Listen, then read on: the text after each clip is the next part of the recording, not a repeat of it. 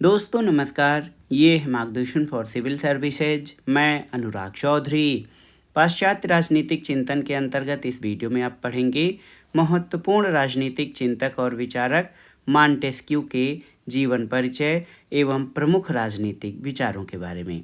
इसमें हम मॉन्टेस्क्यू के प्रमुख रचनाओं, अध्ययन पद्धति, कानून संबंधी विचार, प्राकृतिक नियम, शासन का वर्गीकरण और स्वतंत्रता तथा शक्ति पृथक्करण के सिद्धांतों के बारे में जानेंगे।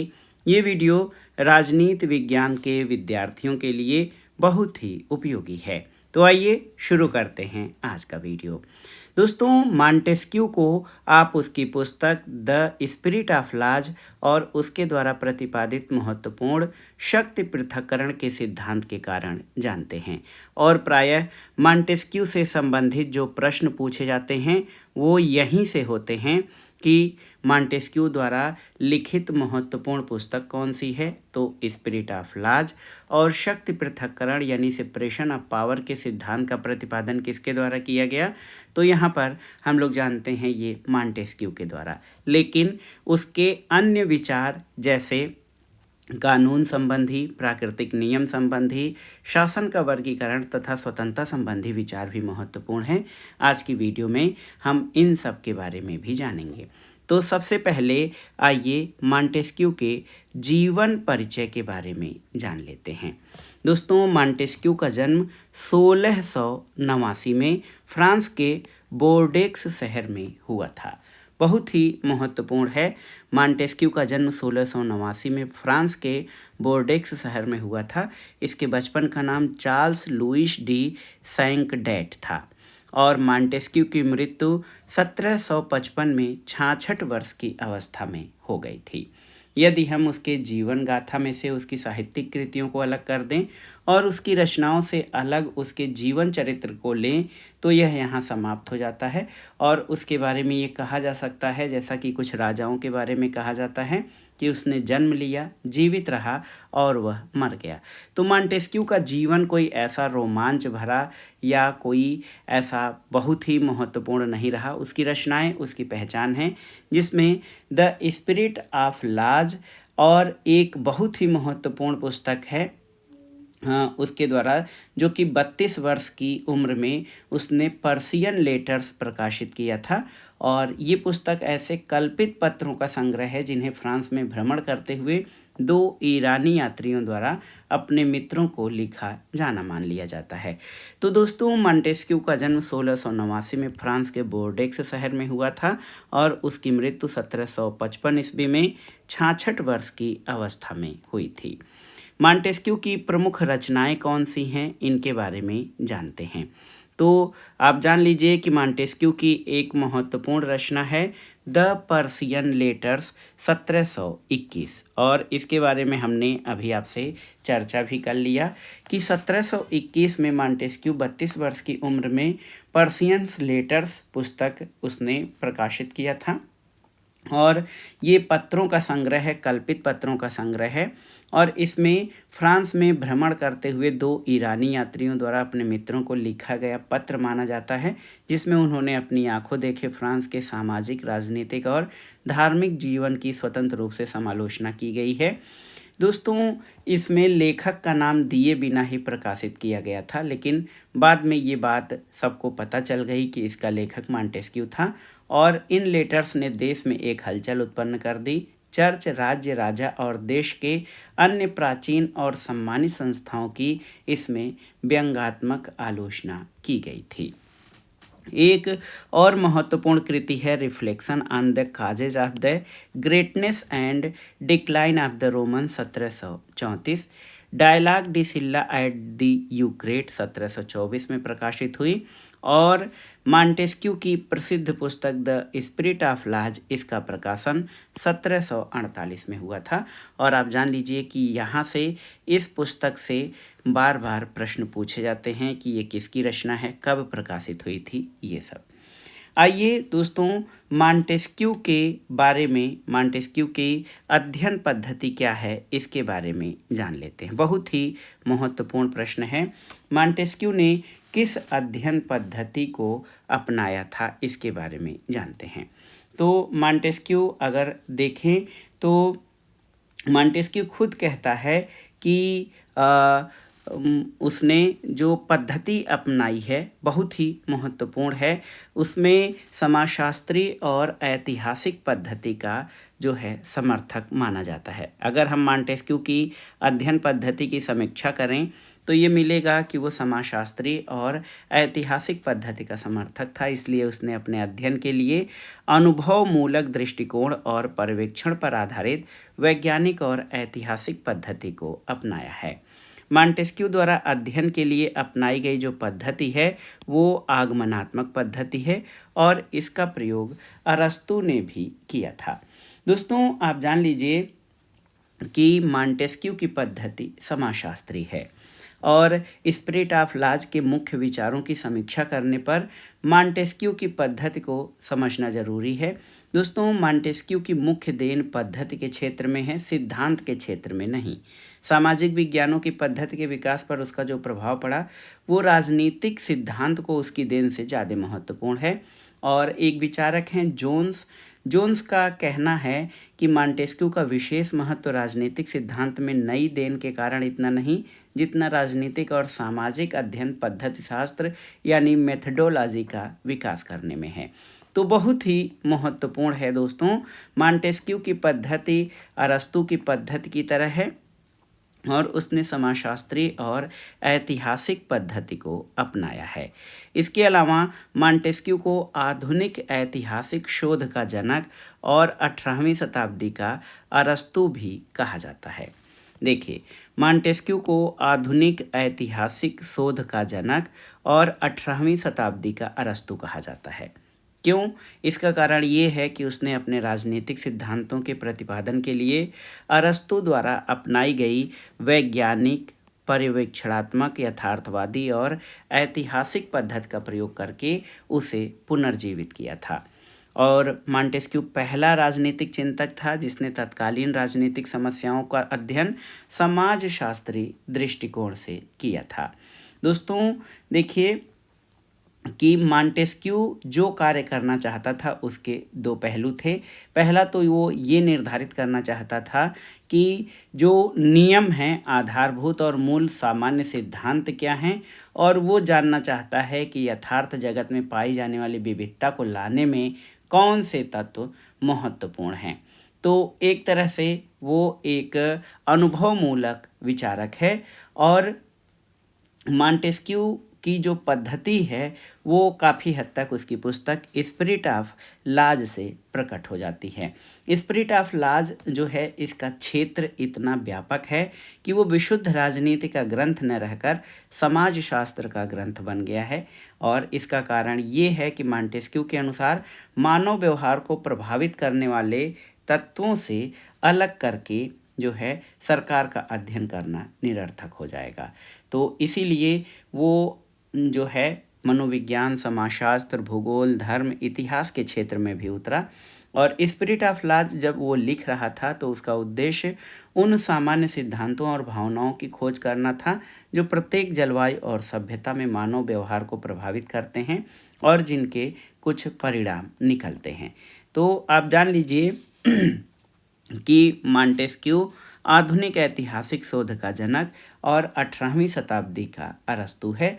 और इसका कारण ये है कि अरस्तू द्वारा जो वैज्ञानिक, पर्यवेक्षणात्मक और यथार्थवादी पद्धति, ऐतिहासिक पद्धति अपनाई गई थी उसको मॉन्टेस्क्यू ने पुनर्जीवित किया था। अब आइए मॉन्टेस्क्यू के कानून संबंधी विचार जो हैं उसको जान लेते हैं। कानून संबंधी विचार। मॉन्टेस्क्यू कानून को परिभाषित करते हुए कहता है कि अपने सामान्य अर्थ में कानून वस्तुओं की प्रकृति से उत्पन्न होने वाले आवश्यक संबंध हैं। इस अर्थ में सभी प्राणियों के अपने अपने कानून होते हैं। ईश्वर का अपना कानून, भौतिक विश्व का अपना कानून, मानवेतर विश्व के अपने कानून, पशुओं के अपने कानून और मनुष्य का अपना कानून होता है। तो मॉन्टेस्क्यू के जो कानून संबंधी विचार हैं वो बहुत ही महत्वपूर्ण है। मॉन्टेस्क्यू कहता है कि ऐसा प्राणी प्रत्येक क्षण अपने सृष्टा यानी बनाने वाले को भूल सकता है। इसलिए धर्म के कानूनों द्वारा ईश्वर ने मनुष्य को अपने कर्तव्य की याद दिलाई है। ऐसा प्राणी स्वयं अपने को भूल सकता है।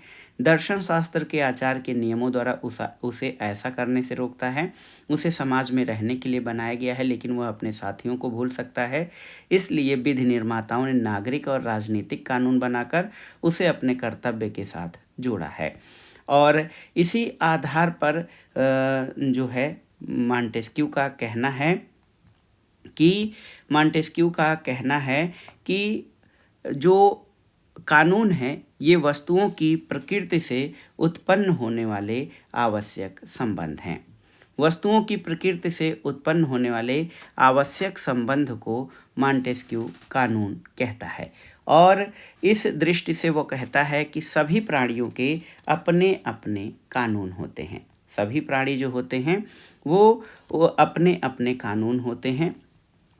और देखिए इसी आधार पर मॉन्टेस्क्यू के लिए कानून प्रज्ञा या बुद्धि विवेक का आदेश नहीं है, जैसा कि प्लेटो और अरस्तु के लिए था, और न ही उच्चतर शक्ति का आदेश है, जैसा कि बोधा और हाब्स समझते थे। और मॉन्टेस्क्यू कहता है कि अपने सामान्य अर्थ में कानून वस्तुओं के स्वभाव से उत्पन्न होने वाले आवश्यक संबंध हैं, और इस अर्थ में समस्त वस्तुओं के अपने कानून होते हैं।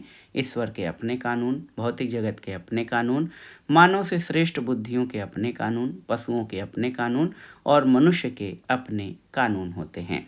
तो उसने दोस्तों कानून का जो विस्तार है या व्यापकता है, मॉन्टेस्क्यू ने बहुत अधिक बढ़ा दिया है। तो कानून की इस परिभाषा से दो बातें स्पष्ट होती हैं कि प्रत्येक वस्तु के अपने अपने अलग नियम होते हैं और प्रत्येक वस्तु एक दूसरे से किसी न किसी रूप में संबंधित होती है। तो आप जान लीजिए कि मॉन्टेस्क्यू का कानून संबंधी जो विचार है वो बहुत ही व्यापक है। प्राकृतिक नियमों के बारे में आते हैं। प्राकृतिक नियम या प्राकृतिक कानून क्या हैं? दोस्तों, मॉन्टेस्क्यू के अनुसार मानव द्वारा निर्मित नियमों के पूर्व प्राकृतिक अवस्था में मनुष्य प्राकृतिक नियमों से नियंत्रित होता था।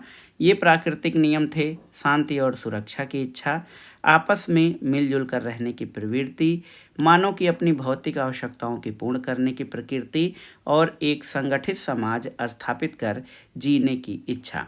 और जब मानव ने अपने कानून बनाए थे तो उसके पहले ही ये कानून थे। तो स्पष्ट है कि ईश्वर ने ज्ञान प्राप्त करने की शक्ति मनुष्य को दी, लेकिन आरंभ में वो एकदम सभी ज्ञान नहीं प्राप्त कर सकता था जो आगे चलकर प्राप्त करता है। तो इसलिए वो कहता है कि मनुष्य कभी प्राकृतिक अवस्था में रहता था। वह केवल मनुष्य के उस रूप को जानना चाहता था जिस ईश्वर ने उसे बनाया है। तो दोस्तों, मनुष्य जो है या जो प्राकृतिक कानून हैं, ऐसे नियम हैं जिनसे शुरुआत में मानव जीवन संचालित होता था, जब तक मानव के द्वारा बनाए गए कानून नहीं थे। प्राकृतिक अवस्था के अंत और सामाजिक जीवन प्रारंभ होने के बाद मानव समुदाय में जो विद्यमान संघर्ष हैं उनको मिटाने के लिए 3 प्रकार के कानूनों का निर्माण किया गया था: अंतर्राष्ट्रीय कानून, राजनीतिक कानून और नागरिक कानून। और वर्तमान में इन्हीं नियमों के आधार पर राज्य और सरकार की व्यवस्था संचालित होती है, आप याद रखिएगा। अब आइए मॉन्टेस्क्यू के शासन के वर्गीकरण पर आते हैं। मॉन्टेस्क्यू ने शासन के स्वरूप के आधार पर 3 भागों में बांटा है: गणतंत्र, राजतंत्र और निरंकुश तंत्र। देखिए, बहुत ही महत्वपूर्ण है। मॉन्टेस्क्यू ने शासन प्रणालियों के 3 प्रमुख रूप माने हैं: गणतंत्र यानी रिपब्लिक, राजतंत्र यानी मोनार्की और निरंकुश तंत्र। इसमें पहली 2 यानी गणतंत्र और राजतंत्र उत्कृष्ट प्रणालियाँ होती हैं, तीसरी निकृष्ट है। गणतंत्र में प्रभुसत्ता पूरे जन समुदाय या किन्हीं परिवारों के हाथ में रहती है। गणतंत्र का मूल सिद्धांत सद्गुण या सदाचार है। देखिए, गणतंत्र का जो मौलिक सिद्धांत वो सद्गुण या सदाचार है। राजतंत्रात्मक शासन का जो सिद्धांत है वो सम्मान है और निरंकुश तंत्र का मौलिक सिद्धांत भय है। तो आप जान लीजिए कि राजतंत्र के अंतर्गत कोई राजा या नृपति प्रचलित कानूनों के अनुसार शासन चलाता है और राजतंत्र का मूल सिद्धांत सम्मान होता है। इसमें इने गिने सुयोग्य लोगों को विशेष महत्व दिया जाता है और इसमें राजमुकुट और सर्वसाधारण के बीच कुछ मध्यवर्ती समूह होते हैं। कुलीन वर्ग की भूमिका यहाँ पर होती है और राजतंत्र जो है अगर मध्यवर्ती समूह न हो तो राजतंत्र नहीं रहेगा, वो निरंकुश तंत्र बन जाएगा। इसके अलावा निरंकुश तंत्र एक व्यक्ति का शासन है जो केवल अपनी इच्छा और सनक से काम लेता है, वो किन्हीं कायदे कानूनों से बंधा नहीं होता है। इसलिए निरंकुश तंत्र का मूल सिद्धांत भय होता है। डर और दबाव के द्वारा जो है शासन किया जाता है और जनता हमेशा भयभीत रहती है। आइए स्वतंत्रता की अवधारणा और शक्ति पृथक्करण के सिद्धांत के बारे में जान लेते हैं, जिनसे कि मॉन्टेस्क्यू का नाम विशेष रूप से जुड़ा हुआ है। स्वतंत्रता संबंधी अवधारणा क्या है और देखिए शक्ति पृथक्करण का सिद्धांत क्या है, ये आपको जानना बहुत ज़रूरी है। देखिए दोस्तों, मॉन्टेस्क्यू का जो प्रसिद्ध ग्रंथ है द स्पिरिट ऑफ लॉज, इसमें स्वतंत्रता की अवधारणा का उसने प्रतिपादन किया है और उसकी स्वतंत्रता की अवधारणा से ही शक्ति पृथक्करण सिद्धांत यानी सेपरेशन ऑफ पावर सिद्धांत की उत्पत्ति हुई है। एक प्रकार से ये मान लिया जाए कि जब मॉन्टेस्क्यू अपने स्वतंत्रता की अवधारणा का प्रतिपादन करता है तो उसी में उसके शक्ति पृथक्करण के सिद्धांत का जो है प्रतिपादन होता है। और मॉन्टेस्क्यू के लिए स्वतंत्रता का आशय क्या है, इसको जान लीजिए। तो मॉन्टेस्क्यू के अनुसार स्वतंत्रता से तात्पर्य राजनीतिक सत्ता पर ऐसे प्रतिबंध से है जिससे किसी भी व्यक्ति को ऐसे कार्य करने के लिए बाध्य नहीं किया जा सके जिन्हें करने के लिए कानून बाध्य नहीं करता, और न किसी को ऐसे कार्य करने से रोका जा सके जिन्हें कानून जो है करने की आज्ञा देता है। देखिए स्पिरिट ऑफ लॉज में जो है मॉन्टेस्क्यू ने स्वतंत्रता संबंधी विचार बहुत ही महत्वपूर्ण ढंग से व्याख्यात किए हैं। मॉन्टेस्क्यू कहता है कि स्वतंत्रता का व्यापकतम अर्थ ये विश्वास है कि व्यक्ति अपनी इच्छा के अनुसार कार्य कर रहा है अथवा नहीं। जब उसे अपनी इच्छा के विरुद्ध कार्य करना पड़ता है तो वो स्वतंत्र नहीं रह जाता है। तो इसी आधार पर वो राजनीतिक सत्ता पर ऐसे प्रतिबंधों से जो है अभाव के रूप में करता है जिसमें किसी व्यक्ति को कोई कार्य करने के लिए बाध्य नहीं किया जा सके जिसके लिए कानून बाध्य नहीं करता है। तो मॉन्टेस्क्यू कहता है कि स्वतंत्रता वो कार्य करने का अधिकार है जिसकी कानून अनुमति देते हैं, और यदि नागरिक ऐसे कार्य कर सकता है जिसका कि कानून निषेध करते हैं तो उसके पास स्वतंत्रता नहीं रह जाएगी, क्योंकि अन्य जो नागरिक हैं उनको भी वैसी ही शक्ति प्राप्त होगी तो कानून का सभी लोग उल्लंघन करने लगेंगे। इसी आधार पर मॉन्टेस्क्यू कहता है कि स्वतंत्रता का अर्थ कानून के अनुसार आचरण करना है, तभी स्वतंत्रता सार्थक हो सकती है।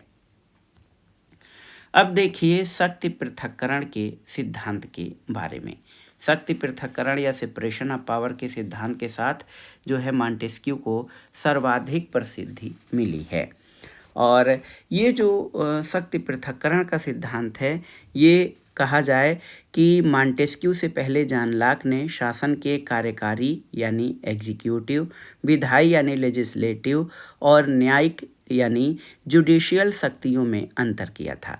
मॉन्टेस्क्यू ने इससे आगे बढ़कर इन शक्तियों के पृथक्करण यानी सेपरेशन ऑफ पावर को स्वतंत्रता की जरूरी शर्त के रूप में सामने रखा, और उसने ये तर्क दिया कि जब विधायी शक्ति कार्यकारी शक्ति के साथ या विधायिका कार्यपालिका मिला दी जाती है या न्यायपालिका की शक्ति विधायी शक्ति के साथ मिल जाती है तब स्वतंत्रता लुप्त हो जाती है। इसलिए उसने ये मांग किया था कि एक को दूसरी शक्ति पर रोक लगानी चाहिए, यानी पावर मस्ट चेक पावर। तो इस तरह से मॉन्टेस्क्यू ने शक्ति पृथक्करण के सिद्धांत के प्रतिपादन के साथ लिमिटेड गवर्नमेंट या सीमित शासन के सिद्धांत की नींव रखी। देखिए, शक्ति पृथक्करण के सिद्धांत का विधिवत प्रतिपादन सबसे पहले मॉन्टेस्क्यू ने किया और इस सिद्धांत के प्रतिपादन के लिए मॉन्टेस्क्यू को प्रेरणा इंग्लैंड की राजनीतिक व्यवस्था के अध्ययन से मिली, जहां शासन की शक्ति सिर्फ राजा के हाथ में केंद्रित नहीं थी, बल्कि उसमें मंत्रिमंडल और संसद भी भागीदार थे। मॉन्टेस्क्यू ने शक्ति पृथक्करण सिद्धांत का प्रतिपादन करते हुए ये कहा कि सरकार में 3 प्रकार की शक्तियाँ शामिल होती हैं: व्यवस्थापिका यानी कानून निर्माण की, शासन यानी कार्यपालिका और न्याय यानी न्यायपालिका। मॉन्टेस्क्यू का ये मानना था कि शासन की तीनों शक्तियों का एक ही स्थान पर केंद्रित होने से व्यक्ति की स्वतंत्रता खतरे में पड़ जाती है। हमने पहले भी कहा कि अपने स्वतंत्रता संबंधी सिद्धांत का प्रतिपादन करने के क्रम में मॉन्टेस्क्यू ने शक्ति पृथक्करण सिद्धांत का प्रतिपादन किया। वो किसी भी तरह से स्वतंत्रता को सीमित करने के पक्ष में नहीं है और ऐसे कार्य जिनको कानून बाध्य करता हो या कानून जिनको रोकता हो, उन कार्यों को न करना ही स्वतंत्रता है। और तो एक प्रकार से देखिए कि मॉन्टेस्क्यू कहता है कि शासन की जो तीनों शक्तियां हैं वो एक स्थान पर केंद्रित नहीं होनी चाहिए। अगर वो एक स्थान पर केंद्रित हो गए तो व्यक्ति की स्वतंत्रता खतरे में पड़ जाती है। इसलिए व्यक्ति की स्वतंत्रता की सुरक्षा के लिए शासन की तीनों शक्तियों का, तीनों अंगों का पूर्णतः पृथक्करण होना जरूरी है और इसके साथ शासन के किसी भी अंग को दूसरे अंग का अतिक्रमण करने या हस्तक्षेप करने का अधिकार नहीं होना चाहिए।